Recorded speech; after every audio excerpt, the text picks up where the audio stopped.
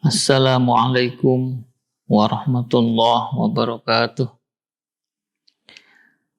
Bismillah, alhamdulillah, assalatu wassalamu ala rasulillah Sayyidina Muhammad ibn Abdullah wa ala alihi wa sahbihi wa mawalah amma ba'du. Rabbi syrah li sadri wa yassir li amri wahlul 'uqdatam min lisani yafqahu qawli. Allahumma faqihna fid dini wa alimna ta'wil. Amin ya Allah ya rabbal alamin. Saudara-saudaraku dimanapun Anda berada, di antara amalan atau bacaan yang disunahkan ketika kita melaksanakan sholat adalah membaca doa iftitah. Iftitah itu diambil dari kata iftataha yaftatihu iftitah. Kata dasarnya adalah fataha yaftahu yang artinya adalah membuka. Iftitah itu artinya bacaan doa pembuka. Setelah seseorang membaca takbiratul ihram, pada saat itulah dia disunahkan untuk membaca doa iftitah. Doa iftitah ini dikategorikan sebagai sunnah hayat, yaitu suatu kesunahan yang apabila dilaksanakan oleh kita yang melaksanakan sholat, maka kita akan mendapatkan nilai pahala sunnah. Kemudian apabila kita tinggalkan, maka tentu kita tidak akan mendapatkan pahala sunnah itu. Ya, artinya rugi kita. Sholatnya hanya melaksanakan yang wajib saja, yang rukun saja, sementara yang sunnahnya terabaikan. Begitu. Selain itu, sunnah hayat itu kalau ditinggalkan, maka tidak usah ditambal dengan sujud sahwi. Saudaraku yang dimuliakan oleh Allah Subhanahu wa taala, banyak redaksi berkaitan dengan doa dalam iftitah ini. Yang populer di masyarakat adalah kita biasa membaca doa iftitah itu, misalnya ada redaksi Allahu akbaru kabiro walhamdulillahi katsiro. Kemudian berikutnya ada kalimat wajjahtu wajhiya lillazi fatarus samawati wal ardo dan berikutnya. Nah, di masyarakat masih banyak yang biasa membacanya itu ada tambahan ininya.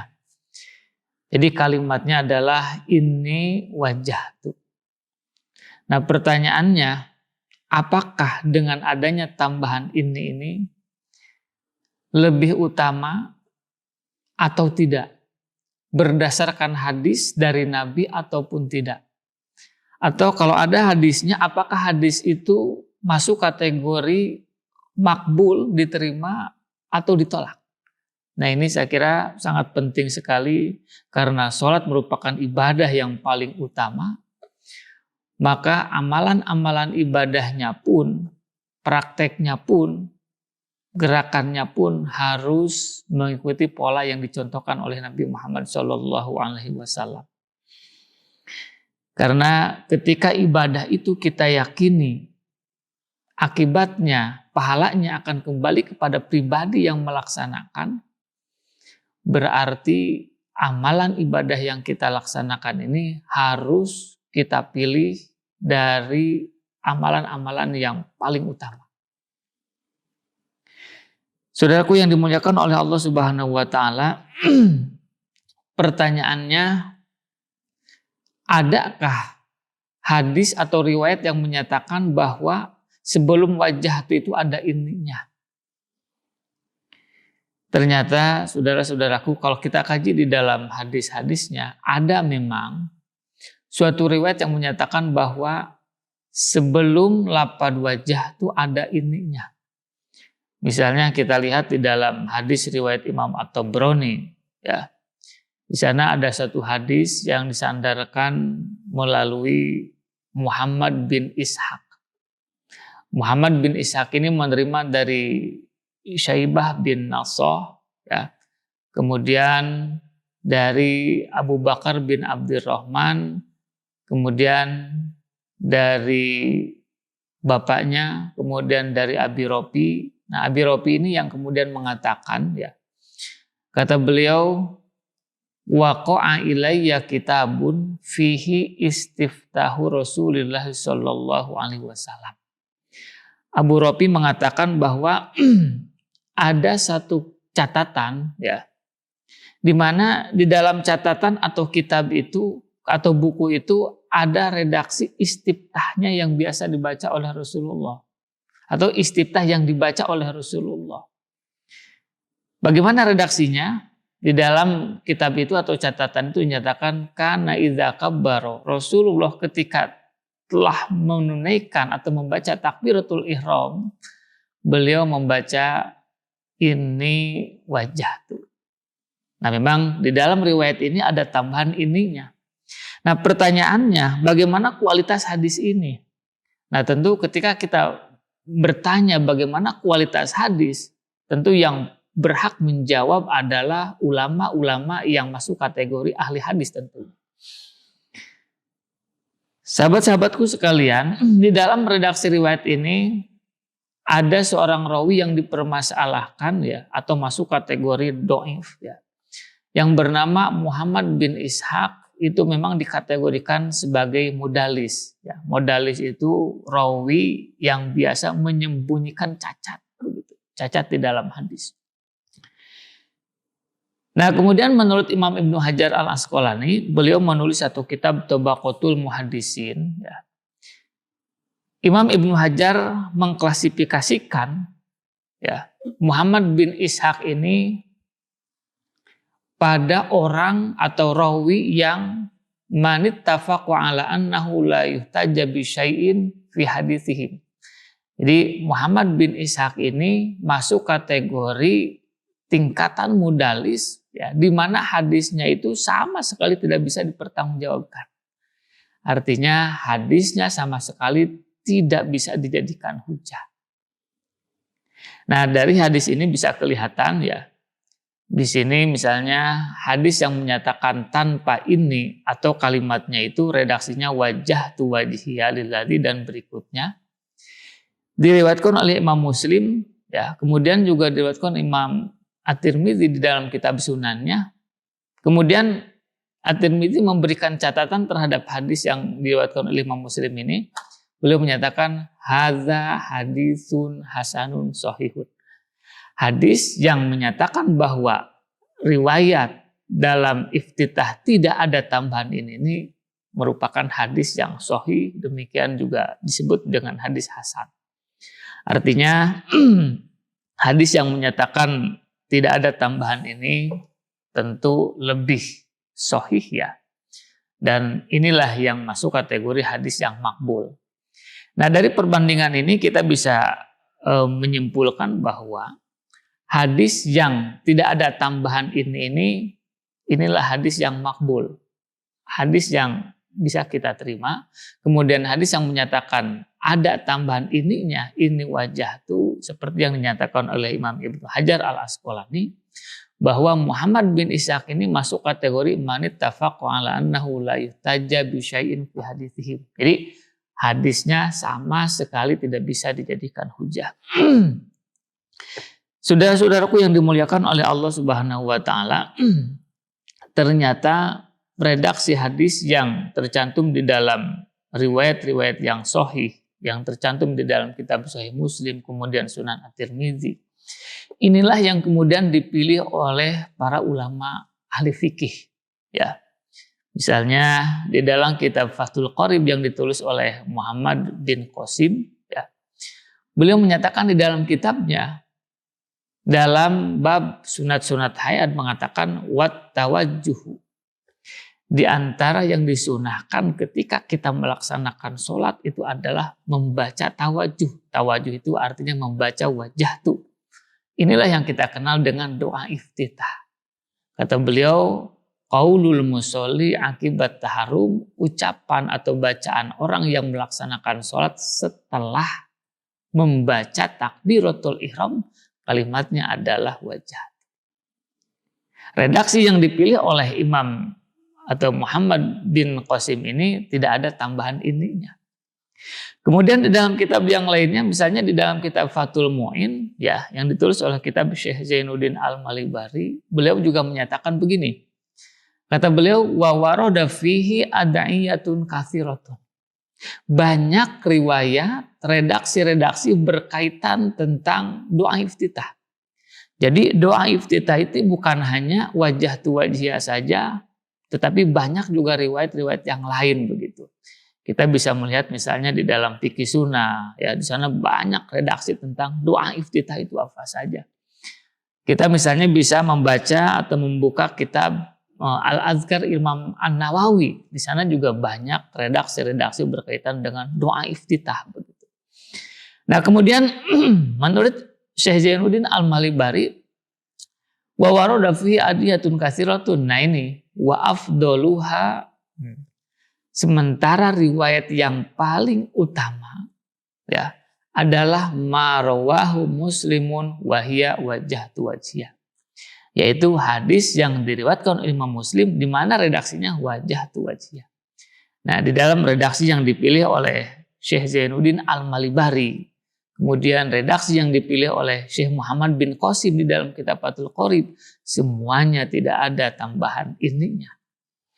Kemudian juga di dalam kitab Nihayatuz Zain, ya, Syekh Nawawi Al-Bantani menyatakan, kata beliau, walahu siyagun katsirah minha wajhatu wajhiyah. Banyak sekali riwayat redaksi yang berkaitan dengan doa iftitah. Kata beliau, diantaranya adalah wajhatu wajhiyah. Kemudian kita bisa baca juga di dalam kitab yang lain, ya, syarah kitab Safinah, ya. Ada namanya kitab Ghoyatul Muna. Di sana juga disebutkan sama. Wa waroda wa qad waroda fi du'ail istiftahi siyagun katsirah minha wajhatu wajhiyah. Saudara-saudaraku yang dimuliakan oleh Allah Subhanahu wa taala, jadi yang tercantum di dalam hadis, ya, artinya di dalam hadis yang sahih, dan ini yang bisa dipertanggungjawabkan kehujahannya karena masuk kategori hadis hasan sahih yang tercantum di dalam kitab Sahih Muslim, Sunan At-Tirmidzi dan yang lainnya begitu. Inilah yang dipilih oleh para ulama ahli fikih. Ya. Jadi kitab-kitab fikih itu posisinya sebagai penjelas. Di dalam hadis-hadis disebutkan tidak ada tambahan ini. Kemudian para ulama ahli fikih menegaskan, mengukuhkan bahwa bacaan redaksi iftitah yang paling utama itu adalah memang dipilih dari hadis-hadis yang sahih begitu. Kemudian yang paling penting lagi diantaranya adalah kenapa sih, ya, ketika kita membaca doa iftitah itu yang paling utama adalah tidak ada tambahan ininya. Memang kalau kita baca buka di dalam Al-Quran, ya, redaksi ini wajhatu ini memang disebutkan. Misalnya di dalam Al-Quran surat Al-Maidah ayat 79 dinyatakan ini wajhatu wajhiya lillazi dan berikutnya. Nah, dari segi bahasa, ya, penggunaan kata ini atau taukid itu digunakan bagi orang yang semulanya itu adalah ragu. Ya, lalu untuk mengukuhkan bahwa sebelumnya adalah ada keraguan, lalu timbul kemantapan, maka redaksi yang diungkapkan adalah ininya itu sesungguhnya. Nah, di dalam Al-Quran kenapa ada kalimat ini wajhatu, ya? Karena memang di dalam Al-Maidah ayat 75 sampai 78-nya di sini berbicara tentang keraguan Nabi Ibrahim. Kata Nabi Ibrahim, falamma janna alaihi lailu ra'a kaukaba qala hadza rabbi, ya. Nabi Ibrahim suatu ketika di malam hari dia melihat ada bulan. Sebelumnya itu ada bintang, ya. Ra'a kaukaba, bintang, ya. Jadi Nabi Ibrahim melihat bintang, dari situ kemudian terbersit di dalam hatinya. Dia mengatakan, wah, jangan-jangan ini Tuhan. Dia ragu, wah, ini Tuhan ini. Nah, ketika bintang itu tidak ada, lenyap begitu, berganti dari malam ke siang hari, maka tidak ada bintang itu. Ya, kemudian di malam berikutnya Nabi Ibrahim melihat ro'al komaro begitu, bazigo. Nabi Ibrahim melihat apa? Melihat bulan. Nah dari situ dia kemudian terbersit kembali di dalam hatinya. Nah ini nih Tuhan ini. Ya, bintang itu tidak terlalu kelihatan cahaya, kemudian bulan kelihatan cahaya. Nah ini apa Tuhan. Nah kemudian ketika bulan itu tidak ada, nah, dia meyakini bahwa bintang, kemudian bulan itu adalah bukan Tuhan. Kemudian ketika di siang hari Nabi Ibrahim melihat apa? Melihat matahari dan dia menyatakan, wah, hadza akbar gitu. Ini lebih besar lagi, jangan-jangan ini Tuhan. Kemudian ketika berganti dari siang hari ke malam hari, si matahari itu kemudian tidak ada. Nabi Ibrahim pada saat itu menafikan, meniadakan bahwa matahari juga bukan bulan. Bintang, matahari juga bukan Tuhan. Bintang bukan Tuhan, kemudian bulan juga bukan Tuhan, kemudian matahari juga bukan Tuhan. Kenapa? Karena semuanya bintang, bulan, dan matahari kadang-kadang ada dan kadang-kadang tidak ada. Yang namanya Tuhan berdasarkan keyakinan Nabi Ibrahim, Tuhan itu akan selamanya ada. Nah dari situlah, dari keraguan itulah kemudian Nabi Ibrahim menegaskan ya pada ayat Al-Maidah ayat 79-nya dinyatakan ini wajjahtu wajhiya lillazi fatarus samawati dan berikutnya. Saudaraku yang dimuliakan oleh Allah Subhanahu wa taala, ketika kita beribadah, melaksanakan sholat, tentu yang jadi acuan bukanlah Nabi Ibrahim, karena syariat pada zaman Nabi Muhammad adalah tentu Nabi Muhammad yang harus dijadikan panutannya. Ketika Nabi Muhammad di dalam hadis sahihnya tidak menambahkan ini, nah maka inilah yang harus kita pilih ya, karena memang secara logika Nabi Muhammad itu sama sekali tidak pernah meragukan terhadap ketuhanan. Ketika Nabi Ibrahim terbersih di dalam hatinya melihat bulan, bintang, dan matahari, ada anggapan semula bahwa itu adalah Tuhan. Nabi Muhammad dari semenjak awal tidak pernah meragukan tentang ketuhanan. Makanya di dalam redaksi iftitah yang dipilih oleh Nabi Muhammad tidak ada ininya, tetapi wajah tuhnya gitu. Karena Nabi Muhammad tidak dimulai dengan keraguan, dia langsung mantap bahwa Tuhan itu adalah Allah Subhanahu wa taala. Saudaraku yang dimuliakan oleh Allah Subhanahu wa taala, kembali lagi kepada aktivitas ibadah kita. Kalau konsepnya ibadah itu pahalanya akan kembali kepada diri pribadi, kebaikannya akan kembali kepada diri pribadi, maka sebaik apapun atau sejelek apapun ibadah yang kita lakukan berarti akan kembali kepada diri pribadi. Ketika ibadah itu akan kembali kepada diri pribadi secara logika, maka kita akan memilih amalan-amalan ibadah yang paling utama karena itu untuk kita sendiri begitu. Saudaraku yang dimuliakan oleh Allah Subhanahu wa taala, dari sini kita bisa menyimpulkan bahwa bacaan yang paling utama berdasarkan hadis sahih, kemudian berdasarkan pengukuhan ya, penegasan dari para ulama ahli-ahli fikih begitu, adalah redaksi iftitah itu tanpa ada ininya, langsung saja wajjahtu wajhiya lillazi fatarus samawati dan berikutnya. Nah tentu ketika kita membaca ini ya tentu tidak kemudian membatalkan sholatnya. Ya, sholatnya tetap sah, hanya saja itu kurang begitu utama. Karena bacaan yang dipilih tidak sesuai dengan redaksi yang tercantum di dalam hadis-hadis yang sahih. Saudaraku yang dimuliakan oleh Allah Subhanahu wa taala, dengan memilih bacaan sunnah di dalam iftitah, insya Allah ini akan memberikan satu dorongan, kesempatan buat kita, ibadahnya akan kita laksanakan lebih mantap dan lebih khusyuk lagi insya Allah. Hadanallahu wa iyyakum ajmain. Demikian yang bisa kita laksanakan pada kesempatan kali ini. Terima kasih. Wabillahi taufiq wal hidayah. Wassalamualaikum warahmatullahi wabarakatuh.